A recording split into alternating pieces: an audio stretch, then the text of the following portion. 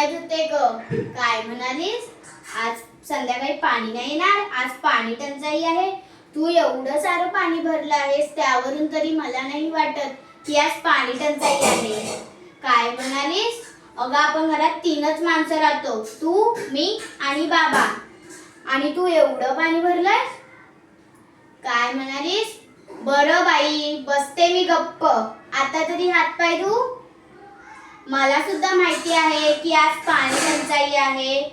त्याशिवाय शाळेतल्या बाई सुद्धा बोलत होत्या की पाण्याचा वापर कमी करावा, आणि बाईंनी सांगितलं की हवा तेवढा पाऊस पडत नाही, धरणातलं पाणी हळूहळू कमी होत चाललं आहे. अगं अगं, काय करतेस आई? काय म्हणालीस? पाणी शिळं झाले म्हणून ओतून देतेस? अगं परवा तूच तर म्हणाली होतीस ना की पाणी कधीही शिळं होत नाही. शिळं पाणी कधीही ओतून दिलं नाही पाहिजे नागरिकांनी. हा वेडेपणा नागरिकांनी अजिबात करू नये. आणि आता तूच पाणी ओततेस? अगं आई, मी तुला शिकवत नाही आहे, मी फक्त तुला सांगितलं. अगं आई, ते बघ जोशी काकू येत आहेत.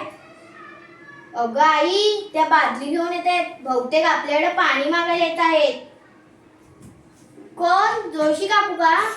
हा हा, तुम्हाला एक बादलीभर पाणी हवंय? छे ओ, आमच्याकडे तरी कुठे पाणी आहे? काय म्हणाला? बादलीच्या रांगा लागल्यात? हो, बादलीच्या रांगा लागले तरी आज संध्याकाळी पाणी नाही येणार आहे. आम्हाला सुद्धा पाणी हवंय. काय म्हणाला? येते? चला, हा हा, जाव. आई, जोशी काकू गेल्या? हो हो, गेल्या ग. आई, आता तरी मी जाऊ का अंघोळीला? हो हो, पाव बादलीच पाणी वापरते.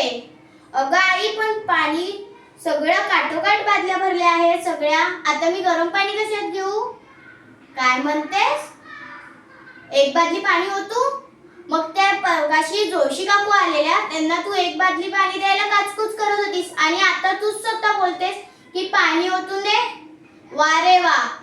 तर तुम्हीच सांगा मित्रमैत्रिणींनो, अशी कधी तुम्ही पाणी टंचाई पाहिली आहे का? धन्यवाद.